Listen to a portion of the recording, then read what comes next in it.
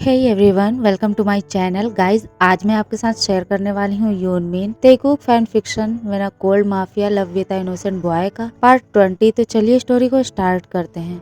तायंग जो suddenly bed से उठ जाता है और जंगकुक की तरफ ना देखते हुए वो रूम से बाहर निकल जाता है। जंगकुक जो हैरानी से बस उसे रूम से बाहर जाते हुए देख रहा था, वो मन ही मन सोचता है इसे अचानक से क्या हो गया, ये ऐसे रूम से क्यों भाग के गया। जंगकुक सोचता है यही ऐसे कैसे रूम से चला गया।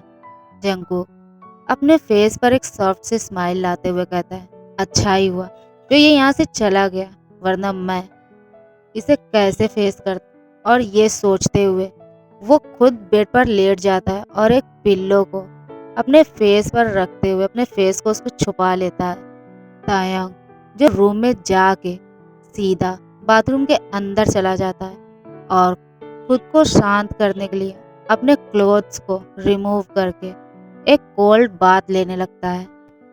फुल 1 आवर एक कोल्ड बाथ लेने के बाद वो बाथरूम से बाहर आ जाता है और वो नाइट क्लोथ्स पहन के बेड पर लेट जाता है।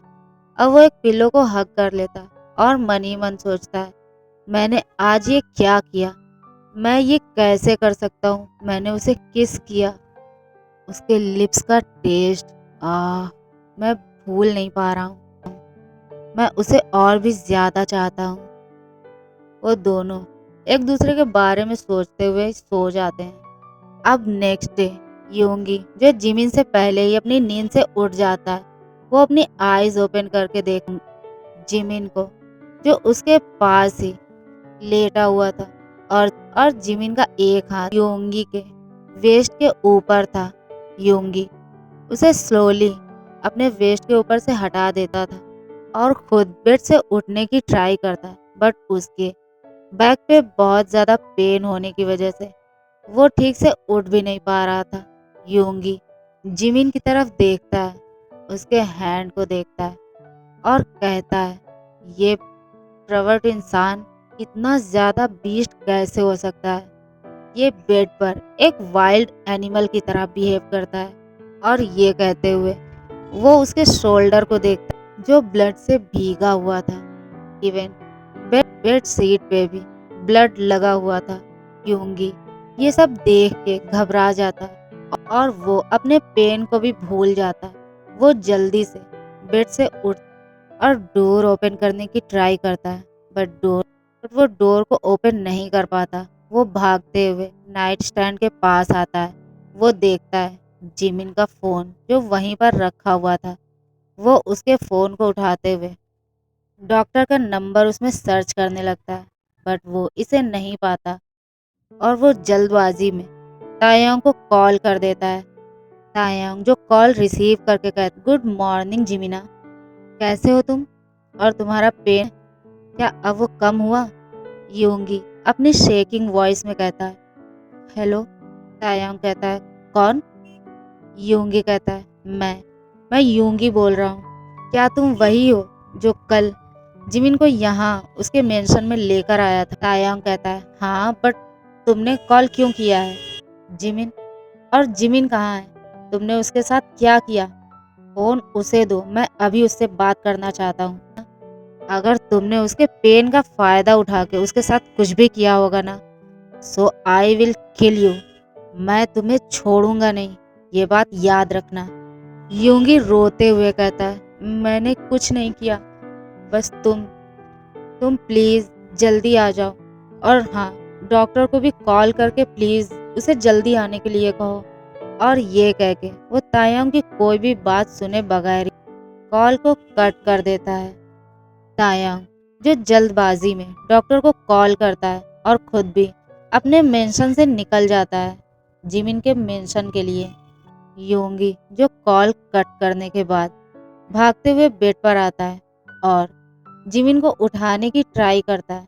वो जिमिन के फेस पर बार बार टैप कर रहा था और उसे उठने के लिए बोल रहा था, बट जिमिन वो कोई भी रिस्पॉन्स नहीं करता। योंगी जो उसे नहीं पता कि वो उसे ऐसे देख के क्यों इतना ज्यादा घबरा रहा है। मे बी वो ये सोच रहा है, अगर जिमिन को कुछ भी हुआ तो वो लोग उसे जिंदा नहीं छोड़ेंगे। योंगी मन ही मन सोचता है कि मैं इसे ऐसे देख के अपने चेस्ट में पेन क्यों फील कर रहा हूँ। मुझे इसे इस तरह से देख के इतना पेन क्यों फील हो रहा है। मैं क्यों इसे ऐसे नहीं देख पा रहा हूँ। योंगी सोचता है अगर इसे कुछ भी हुआ तो मुझे क्या फ़र्क पड़ता है। मैं इसके जाने के बाद खुद भी जो फ्रीली अपनी लाइफ जी पाऊंगा और मैं आज़ाद हो जाऊंगा। फिर मैं जैसे चाहूँ वैसे अपनी लाइफ को स्पेंड कर सकता हूँ। फिर वो अगले ही सेकंड सोचता है नहीं, अगर इसे कुछ हो गया तो मेरा क्या होगा, मेरा बेबी वो क्या करेगा, वो कैसे अपने डैड के बगैर रहेगा। और ये सब सोचते हुए अनजाने में ही उसकी आईज से आंसू ड्रॉप होने लगते हैं। योंगी अपने दोनों हाथ से जिमिन के फेस को ग्रैब करते हुए कहता है जिमिन प्लीज उठ जाओ, तुम्हें कुछ नहीं हो सकता, तुम क्यों नहीं उठ रहे हो, प्लीज उठ जाओ। और ये कहते हुए वो और भी ज्यादा रोने लगता है। जिमिन जो योंगी की वॉइस को सुन के अपनी आईज ओपन करके योंगी को देखना चाहता था, बट वो अपनी आईज नहीं ओपन कर पाता। वो अपनी हाफ ओपन आईज से योंगी को रोते हुए देखता है। जिमिन अपने एक हाथ को योंगी के फेस पर रखता है और उसे सहलाते हुए कहता है baby boy please don't cry, मैं तुम्हें रोते हुए नहीं देख सकता, तुम क्यों रो रहे हो, प्लीज मत रो, अगर तुम मेरे लिए रो रहे हो तो प्लीज, मैं बिल्कुल ठीक हूँ, आई एम फाइन। और अगर तुम यहाँ से भागने के लिए रो रहे हो तो भी तुम नहीं रो सकते क्योंकि मैं अब तुम्हें यहाँ से कहीं नहीं जाने दूंगा। और ये कह के जिमिन अपनी आईज को फिर से क्लोज कर लेता है। योंगी कहता है आर यू मैड, तुम अभी बीमार हो, तुम अभी कैसे ये सारी बातें कर सकते हो, मैं यही हूँ तुम्हारे पास, मैं अगर कहीं जाना चाहूँ भी तो नहीं जा सकता और तुम्हें इस हाल में छोड़कर मैं वैसे भी कहीं नहीं जा सकता। और ये कहने के बाद योंगी जिमिन के रिप्लाई का वेट करने लगता है, बट जिमिन उसे कोई भी आंसर नहीं करता। योंगी फिर से उसे उठाने की ट्राई करता है, बट जिमिन अब नहीं उठता। योंगी जो इसे ऐसे देखकर और भी ज्यादा रोने लगता है।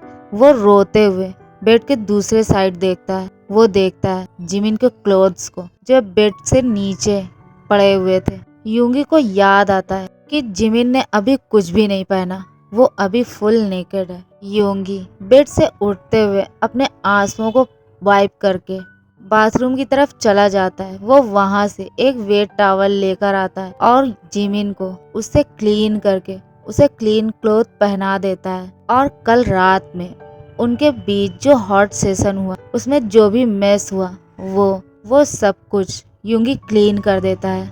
उसी वक्त डोर पे नॉक होता। योंगी अंदर से रिप्लाई करता है कौन है, प्लीज अंदर आओ।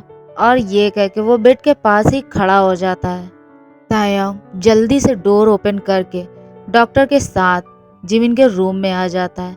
वो देखता है जिमिन को जो सेंसलेस बेड पर लेटा हुआ है।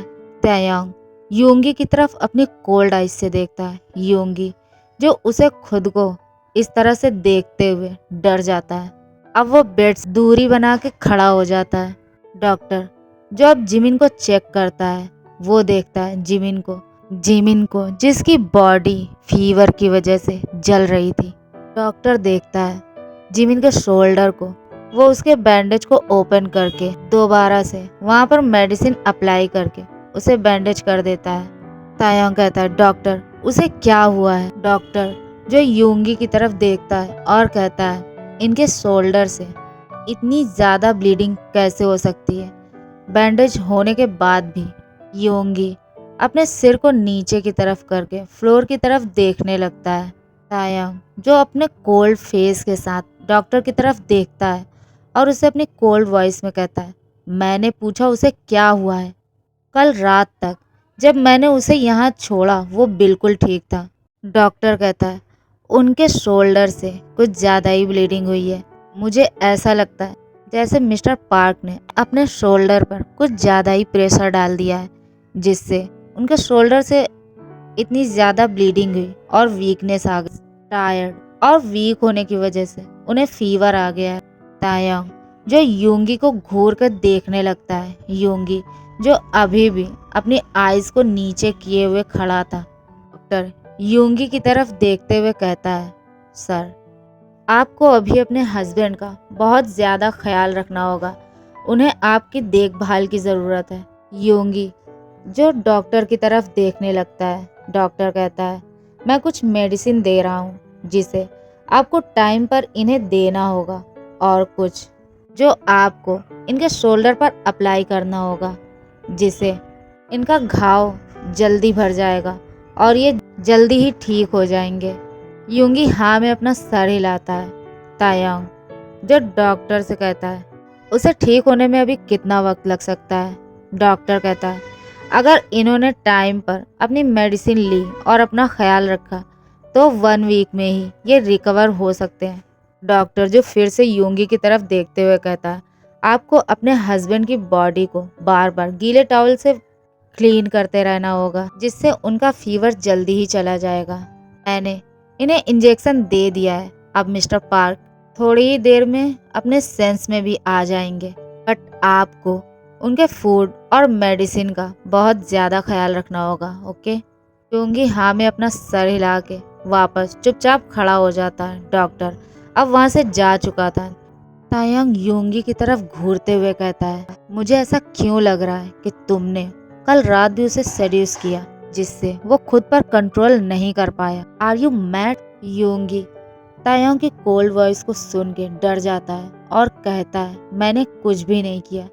मैंने उसे सेड्यूस नहीं किया, वो खुद इसे चाहता था। इवन मैंने उसे रोकने की बहुत कोशिश की, वो नहीं रुका और उसने मुझे फोर्स किया। मैंने उसके साथ कुछ भी नहीं किया। तायांग गुस्से में अपने हाथ को मुट्ठी कर लेता है और यूंगी पर अपनी वॉइस रेस करते हुए कहता है, अपना मुंह बंद रखो। यूंगी जो घबराहट से रोने लगता है। तायांग यूंगी को रोते हुए देख के खुद को शांत करके उसे अपनी सॉफ्ट वॉइस में कहता है, प्लीज़ अब ये रोना बंद करो। प्लीज़ अब ये रोना बंद करो। मैं नहीं चाहता कि तुम रो, बिकॉज मेरा फ्रेंड तुमसे बहुत ज़्यादा प्यार करता है। वो तुम्हारे लिए डीपली फील रखने लगा है और मैं नहीं चाहता कि वो तुम्हें इस तरह से रोते हुए देखे। यूंगी तायांग की सॉफ्ट वॉइस को सुन के अपने आंसुओं को वाइप करते हुए कहता है, मैंने सच में कुछ नहीं किया। मैंने उसे रोकने की ट्राई किया, बट वो नहीं रुका। तायांग कहता है, इट्स ओके, वो ठीक हो जाएगा।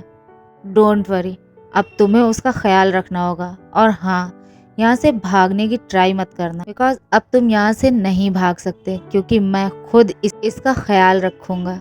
आधे घंटे के बाद ही जिमिन जो अपने सेंस में आ चुका था, तो तायांग को अपने पास बैठा हुआ देखता है। जिमिन अब अपनी फुल आईज ओपन करके रूम के चारों तरफ देखता है। वो देखता है यूंगी कहीं भी नहीं है। जिमिन कहता है, तेबियर तुम यहाँ, और यूंगी वो कहाँ है? वो तो यहीं था ना। वो यहाँ से कहाँ जा सकता है? कहीं मैं कोई ड्रीम तो नहीं देख रहा था? कल रात वो मेरे साथ था और अब वो कहाँ चला गया? तायांग प्लीज प्लीज कहो कि वो यहीं है। तायांग उसे पैनिक करते हुए देख के उसे कहता है, जिमिन तुम अभी रेस्ट करो, तुम्हें रेस्ट की ज़रूरत है। डॉक्टर ने तुम्हें रेस्ट करने के लिए बोला है। ओके गाइज, आज के लिए बस इतना ही। गाइज अगर आपको मेरी स्टोरी पसंद आती है तो प्लीज़ इसे लाइक करें, शेयर करें, कमेंट करें और मेरे चैनल को सब्सक्राइब करें। Thank you, love you, bye bye, thanks for watching my video.